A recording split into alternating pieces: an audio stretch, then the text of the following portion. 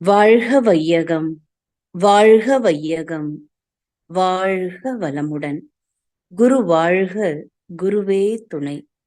தியானமே யோகம், யோகமே ஞானம். தமிழ் ஆனந்த யோகம். வாழ்க வளமுடன். தமிழ் ஆனந்த யோகத்தின் இன்றைய சிந்தனை துளி, விளக்கத்தின் வழி ஞானமே எளிதானது. விளக்கத்தின் மூலமாக மட்டும்தான் அறநெறியை சிறிதளவாயினும் நடைமுறைப்படுத்த முடியுமே தவிர வேறு எந்த ஒரு வழியும் இருப்பதாக தெரியவில்லை. நம்பிக்கையிலேயே முழுமை பேறு அடைந்தவர்களும் இருக்கிறார்கள். ஆனால் அது அதீத நம்பிக்கை, சரணாகதி என்பதாக இருக்க வேண்டும். இன்றைக்கு அந்த மாதிரியான நிலைக்கு செல்வதற்கு சமுதாயத்தில் சூழ்நிலைகள் அமைவதாக இல்லை. இக்காலத்து இளைஞர் சமுதாயத்திற்கு நம்பிக்கையின் அடிப்படையில் எந்த ஒரு கருத்துக்களையும் கூற முடியாது. அது எடுபடாது. எனவே விளக்கத்தின் மூலமாகத்தான் புரிய வைக்க முடியும் என்று மகரிஷி அவர்கள் கூறுவார். விளக்கத்தின் மூலமாக அறநெறியை போதிப்பதுதான் ஞான மார்க்கம் என்பதை விளங்கிக் கொள்ள வேண்டும். அறநெறியில் வாழ்வதற்கு பக்தி மார்க்கம் என்பது ஒரு காலகட்டம் வரைதான் துணை புரியும்.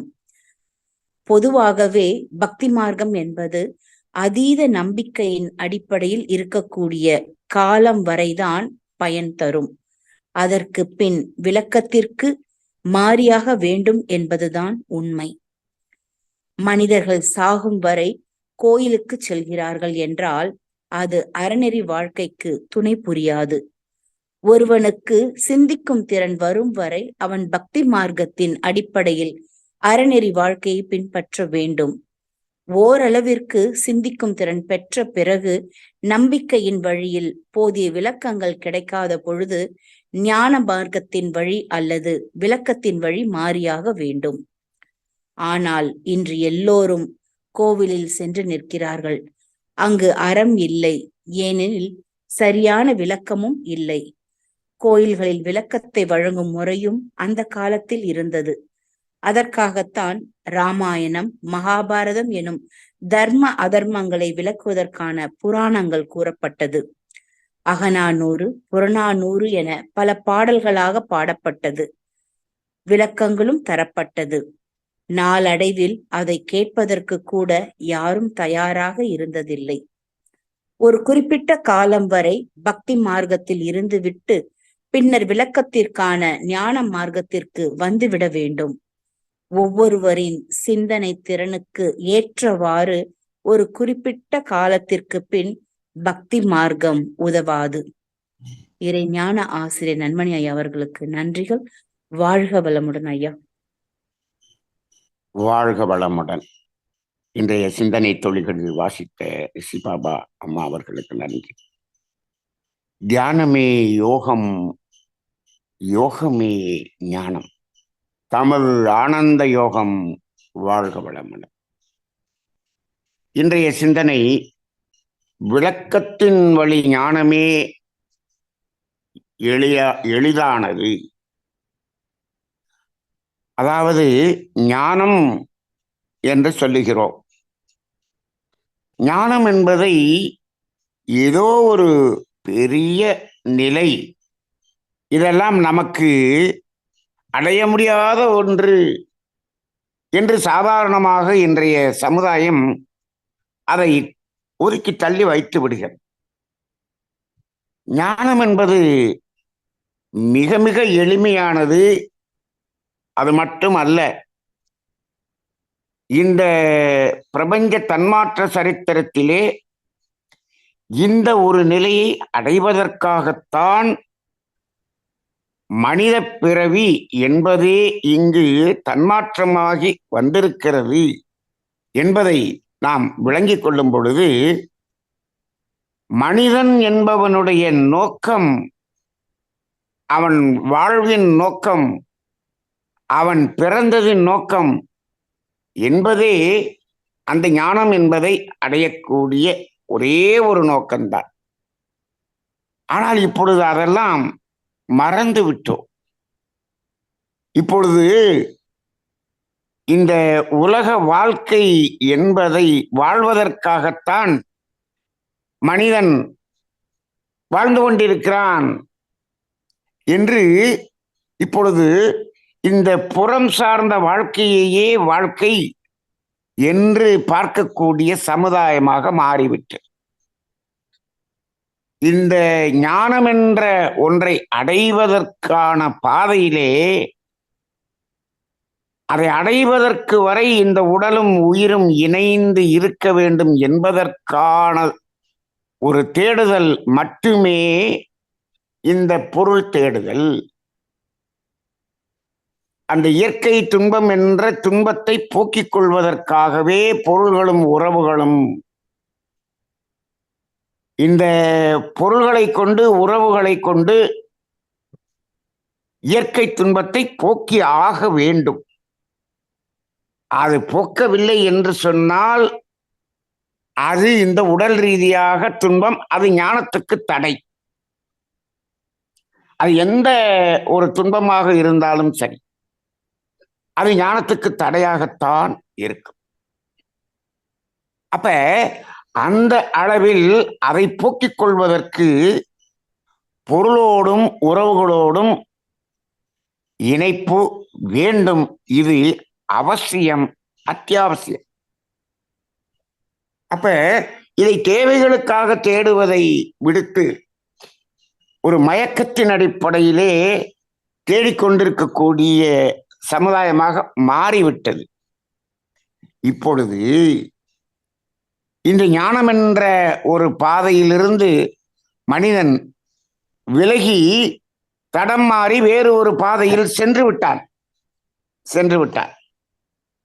இப்பொழுது அந்த நம்பிக்கை என்ற அடிப்படையில் இந்த ஞானம் என்பதை அடைவதற்கான சாத்தியக்கூறுகள் இப்பொழுது இருக்கிறதா என்று சிந்தனை செய்து பார்த்தால் இல்லை.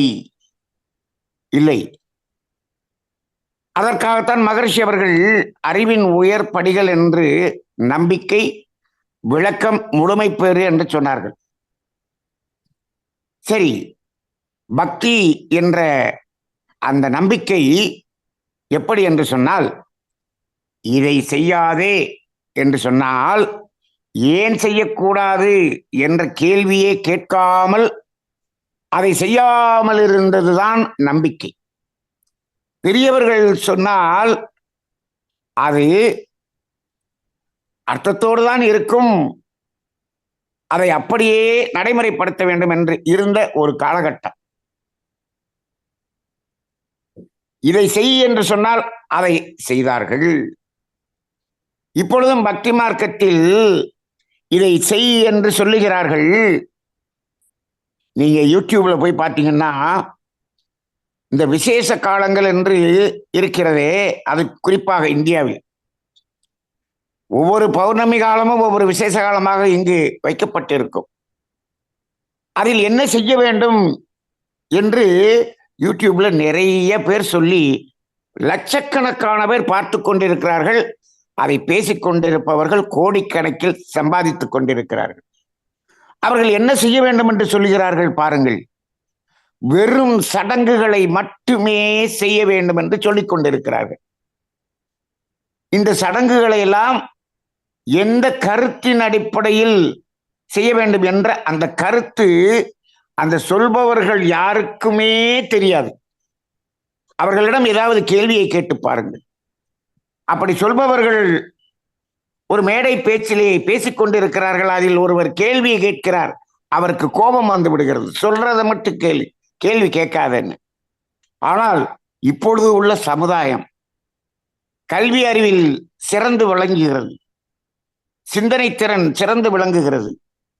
ஏன் எதற்கு என்று கேட்டு அதில் தெளிவு பெற்ற பின் அதை நடைமுறைப்படுத்தக்கூடிய ஒரு சமுதாயமாக மாறிவிட்டது. இன்னும் அடுத்த இளைஞர் சமுதாயம் அதற்குரிய விளக்கத்தை சொல்லவில்லை என்று சொன்னால் அந்த சடங்குகளை எல்லாம் நிராகரிக்கக்கூடிய அளவுக்கான சமுதாயமாக மாறிவிட்டது. குறிப்பாக இந்தியாவிலே, தமிழ்நாட்டிலே இதை நிராகரிப்பவர்களுடைய கூட்டம் மிக அதிகம். ஏனென்று சொன்னால் அங்கு அந்த நம்பிக்கையின் அடிப்படையில் செய்யக்கூடிய சடங்குகளில் உள்ளார்த்தமாக இருந்த அந்த கருத்துக்கள் சொல்லப்படவில்லை. கருத்துக்களோடு அந்த சடங்குகளை விளக்கி சொல்லக்கூடியவர்கள் யாருமே எனக்கு தெரிந்து இப்பொழுது பிரபல்யமாக பேசப்படுவது இல்லை. பிரபல்யமாக சொல்பவர்கள் அனைவரும் இந்தந்த பொருட்களை எல்லாம் வாங்குங்கள், இதையெல்லாம் படையலில் வைத்துக் கொள்ளுங்கள், இந்த விளக்கு ஏற்றுங்கள், இப்படி வழிபாடு செய்யுங்கள், அவ்வளவுதான். இதை செய்தால் உங்களுக்கு அது கிடைக்கும், இது கிடைக்கும், இது கிடைக்கும், நீங்கள் வாழ்க்கையில் வசதியாக வாழ்வீர்கள். அப்ப இப்ப என்னாச்சு, இவர்கள் சொல்லக்கூடிய இந்த நம்பிக்கையின் அடிப்படையில் சொல்லக்கூடியதெல்லாம் இந்த தடம் மாறிய பாதையில் இன்னும் கொஞ்சம் சற்று தூரம் செல்வதற்கான வழிகளைத்தான் காட்டிக்கொண்டிருக்கிறார். ஆக இப்பொழுது நம்பிக்கையின் அடிப்படையில் இருக்கக்கூடிய பாதை வாழ்க்கையில் புதைகுழியில் போய் புதைக்கக்கூடிய வாழ்க்கையாகத்தான் இருக்கிறது. ஏனென்றால் வெறும் சடங்குகள், அந்த சடங்குகளை மட்டும் செய்துவிட்டு அதன் பிறகு மனிதன் என்ன செய்கிறான்? சாதாரணமாக எல்லோரும் வாழக்கூடிய வாழ்க்கையை பிறரை கெடுத்து நான் சுகமாக வாழ வேண்டும், நான் பொருள் ஈட்ட வேண்டும், எனக்கு லாபம் வர வேண்டும், அதற்காக யாருக்கு பாதிப்பு இருந்தாலும் பரவாயில்லை, இரண்டொழுக்க பண்பாட்டுக்கு எதிர்மறையாக வாழ்ந்து கொண்டிருக்கிறான். ஆனால் அந்த நம்பிக்கையின் அடிப்படையில் சடங்குகளை மட்டும் செய்து கொண்டிருக்கிறார். கோவிலில் அதீதமாக வழிபாடு செய்பவர்கள் கோயில் வாசலை விட்டு வெளியே வந்துவிட்டால் யாருக்கும் துன்பம் கொடுக்கக்கூடாது என்ற அந்த சட்டத்தை தூக்கி எறிந்துவிட்டு யாருக்கு வேணாலும் எந்த துன்பம் வேணாலும் கொடுக்கலாம், நாம் வியாபாரத்தில் வெற்றி பெற வேண்டும், இதுதான் நோக்கமாக இருக்கிறது.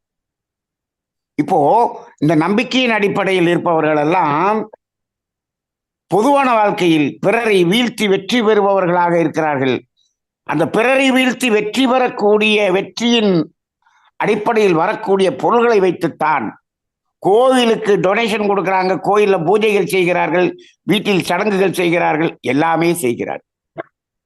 இந்த வாழ்க்கையில் வெற்றி என்பது இரண்டு வகையாக இருக்கிறது. ஒன்று பிறரை வீழ்த்தி வெற்றி பெறுவது வாழ்க்கையில் ஒன்று, இன்னொன்று யாருக்கும் பாதகமில்லாமல் வாழ்க்கையில் வெற்றி பெறுவது என்று இரண்டு இருக்கிறது. இப்பொழுது நம்பிக்கையின் அடிப்படையில் இருப்பவர்கள் எல்லாம் பிறரை வீழ்த்தி வெற்றி பெறுபவர்களாகத்தான் பெரும்பாலும் இருக்கிறார்.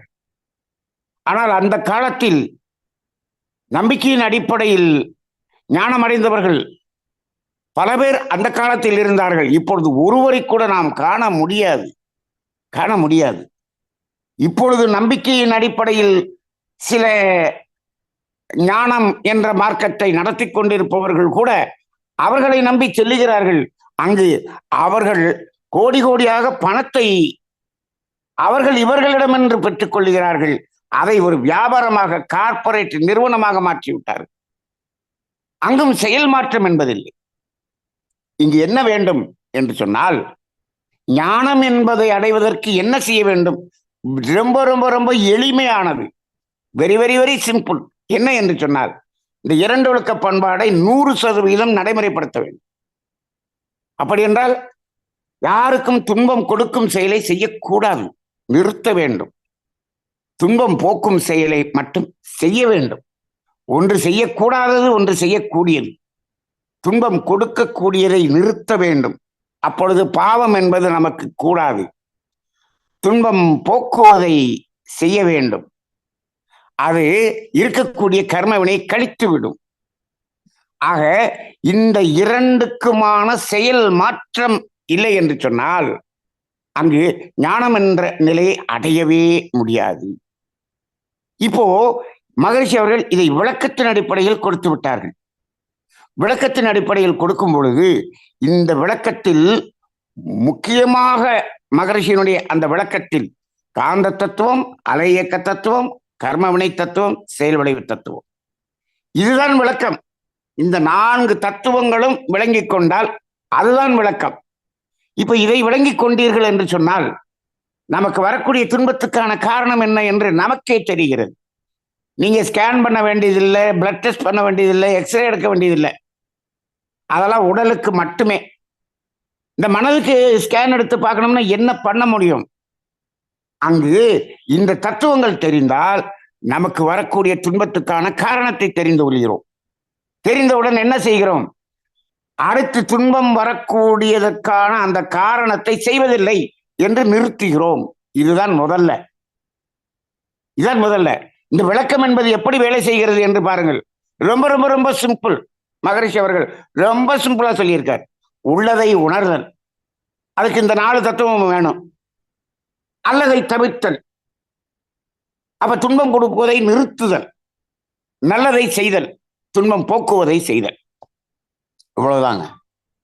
ஆக இப்போ இது விளக்கம் தெரிந்த பிறகு நாம் அல்லதை தவிர்த்தலும் நல்லதை செய்தலும் என்பது நமது செயல் மாற்றமாக மாறிவிடுகிறது. விளங்கிக் கொண்டு செய்கிறோம். அதற்கு முன்னால் அப்படி செய்யவில்லை. இதை கொடுத்தால் உனக்கு இது கிடைக்கும் என்று சொல்லுகிறார்கள். சரி, தான தர்மம் செஞ்சால் உனக்கு நல்லது நடக்கும். சரி, இப்பொழுது நம்பிக்கையின் அடிப்படையில் ஒன்று சொல்லுவோம். இங்கு இப்படிப்பட்ட தானம் நீங்கள் செய்தீர்கள் என்று சொன்னால் உங்களுக்கு இது கிடைக்கும் என்று சொல்வோம். எப்படி சொல்லுவோம்? நீங்கள் இங்கு ஒரு 10 லட்சம் ரூபா அந்த ஈகை, அந்த தர்மம், இந்த காரியம் இதை செய்தீர்கள் என்று சொன்னால் உங்களுக்கு மாருதி ஆல்டோ கார் வீட்டுக்கு வந்துவிடும் என்று சொல்லி பாருங்கள். அவன் கணக்கு போடுவான். 10 லட்சம் ரூபாய் செலவு பண்ணி மாருதி ஆல்டோ கார் 4 லட்சம் தானே வரும், மீதி 6 லட்சம் வெட்டியால போகுது, எதுக்காக செய்யணும்னு கேட்பான். ஆனா நம்பிக்கை இப்ப எப்படி இருக்கிறது தெரியுமா? அங்கு ஒரு 100 பேருக்கு சாப்பாடு பொட்டணம் வாங்கி போடணும். ஒரு பொட்டணம் 50 ரூபா, 100 பேருக்கு வாங்கி போடுறோம். அந்த ரூபாயை கொடுத்துட்டா எனக்கு இங்க 15 லட்சம் ரூபாய் கார் வந்துடும் அப்படின்னு சொன்னா உடனே செய்யறான். எப்படிப்பா? சரி, நீ செலவழிச்சது ஒரு 5000 ரூபா, 5000 ரூபாய் கர்ம வினையை கழித்திருக்கிறாய், 15 லட்சம் ரூபாய் கர்ம வினையை சேர்த்து இருக்கிறாய். நீ எப்பொழுது ஞானமடைய போகிறாய்? இன்னும் சில பேர் இருக்கிறார்கள், நீ எதையுமே செய்ய வேண்டாம், பிரபஞ்சத்திடம் கேட்டுக்கொண்டே இரு, அது கொடுத்து கொண்டே இருக்கும். பிரபஞ்சத்திடம் கேட்க வேண்டும், அது கொடுக்கும். எதை கேட்க வேண்டும்? உனது அந்த இயற்கை துன்பத்தை போக்குவதற்கான அந்த தேவைகளை பூர்த்தி செய்வதற்கான பொருளையும் உறவையும் கொடு என்றுதான் கேட்க வேண்டுமே தவிர, இந்த இயற்கை துன்பம் எல்லாம் நீங்கி அதில் மயக்கத்தில் இன்னும் அதீதமாக சாப்பாடெல்லாம் சாப்பிட்டுட்டு அதுக்கப்புறம் தான் இங்க உட்காடுறான். அப்படி ஆளுதான் இங்க பயிற்சிக்கே வர்றான். அவன் உட்கார்ந்துட்டு என்ன பண்றான்? அந்த பிரபஞ்ச ஆற்றலின் சக்தியை கொண்டு நான் இன்னும் அதை பெற வேண்டும், இதை பெற வேண்டும், அத்துணையும் ஞானத்திலிருந்து எதிர்மறையாக செல்லக்கூடிய ஒரு பாதைக்கு அழைத்து செல்லக்கூடியதாக இருக்கிறது. இப்பொழுது என்ன வேண்டும் என்று சொன்னால், இந்த விளக்கத்தின் வழிதான் எளிமையானது என்று இன்றைக்கு தலைப்பு கொடுத்து விட்டோம். நம்பிக்கையின் அடிப்படையில் இருக்கக்கூடிய வழி சுத்தமாக இன்றைக்கு 100% உதவாது என்பதை தெரிந்து கொண்டோம். ஏனென்று சொன்னால் அங்கு செயல் மாற்றம் என்பதே இல்லை. ஆனால் இப்பொழுது நாம் விழிப்போடு இருக்க வேண்டி இருக்கிறது. என்ன என்று சொன்னால், விளக்கத்தின் அடிப்படையில் சொல்லக்கூடிய பாதையில் நடத்தக்கூடிய பல பேர் அந்த விளக்கத்தையே தவறுதலாக சொல்லி நமது கர்மவினையை கூட்டுவதற்கான பாதையில் அழைத்து செல்கிறார்கள். ஏனென்று சொன்னால், நீங்கள் இதையெல்லாம் கேட்டு பெற்றீர்கள் என்று சொன்னால் உங்களிடம் நான் நன்கொடை வாங்கி நானும் அந்த காரு பங்களாலாம் நானும் வாங்கிக் கொள்வேன். இந்த அடிப்படையில் அந்த விளக்கத்தை நடத்துபவர்களும் இப்பொழுது மாறிவிட்டார்கள். அந்த விளக்கத்தை சரியான விளக்கமாக கொடுக்கவில்லை என்று சொன்னால் அங்கும் அது நம்பிக்கையின் அடிப்படையில் தான் போகும். நானும் பார்த்து கொண்டிருக்கிறேன். இந்த தவறான விளக்கத்தை கொடுத்து கொண்டிருப்பவர்களை நம்பி செல்பவர்களுடைய கூட்டம் அதிகமாக இருக்கிறதை நான் பார்த்து கொண்டிருக்கிறோம். அப்ப மனிதர்கள் இந்த மயக்கத்தில் தான் இன்னும் இருக்கிறார்கள். அந்த நம்பிக்கையின் அடிப்படையில் தான் இருக்கிறார்கள். பக்தி வழியில் இருக்கக்கூடிய நம்பிக்கை இப்பொழுது மாறி இந்த ஞானம் என்ற ஒரு போர்வையில், ஞானம் என்ற அந்த பெயரை வைத்துக்கொண்டு அதில் நம்பிக்கையோடு போகக்கூடிய கூட்டம் இப்பொழுது அதிகமாக இருக்கிறது. எதையும் நம்பாதீர்கள். மகரிஷி அவர்கள் சொல்லிவிட்டார்கள், சொல்லால் மட்டும் நம்பாதே, சுயமாய் சிந்தித்தே தெளிவாய்.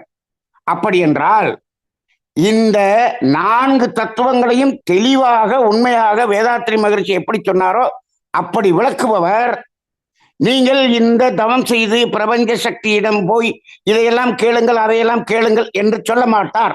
அப்படி சொல்லுகிறார் என்று சொன்னால் அவர் இந்த காந்த தத்துவம், அலையக்க தத்துவம், கர்மவினை தத்துவம், செயல்விளை தத்துவத்தை வாயில் மட்டும் பேசுகிறார். அதை உணர்ந்து பேசவில்லை. அதை உண்மையான அதனுடைய பொருளை உண்மையாக சொல்லவில்லை என்பதுதான் அர்த்தம். ஆக இங்கு இந்த கர்மவினை தத்துவமும் செயல்விளை தத்துவமும் முழுக்க முழுக்க முழுக்க நமது செயல் மாற்றத்தின் அடிப்படையில் நம்மிடமிருந்து விடுதல் என்பதைத்தான் அது குறிக்கிறது. மகரிஷி அவர்களுடைய இத்தனை தத்துவத்தின் கடைசி வரி என்ன சொல்லுகிறது? நீ விட வேண்டியதை விட்டுவிட்டால் பெற வேண்டியதை அதே இடத்தில் காண முடியும். அதுதான் ஞானம். அப்ப விட வேண்டியது ஒன்றுதான் இருக்கிறது. விட வேண்டும் விட வேண்டும் விட வேண்டும் என்று எங்கு ஒரு விளக்கத்தின் அடிப்படையில் இந்த தத்துவம் சொல்லப்படுகிறதோ அந்த அமைப்பு மட்டும்தான் இப்பொழுது உண்மையான ஞானத்தின் பாதையில் சென்று கொண்டிருக்கக்கூடிய ஒரு பாதையாக இருக்கும்.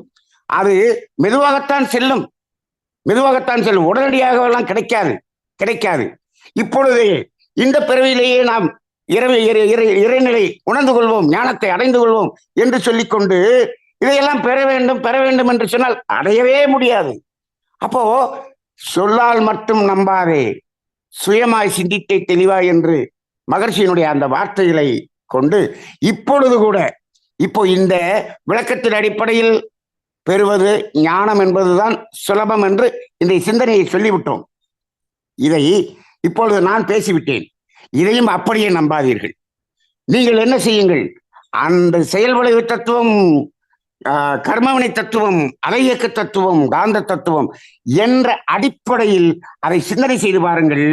அந்த சிந்தனை செய்து பார்த்து நீங்கள் செயல் மாற்றத்தில் விடுதல் என்று விட வேண்டியது இருந்தால் விட்டு பெற வேண்டியதை பெற்றுக் கொள்ளுங்கள். அதுதான் ஞானம்.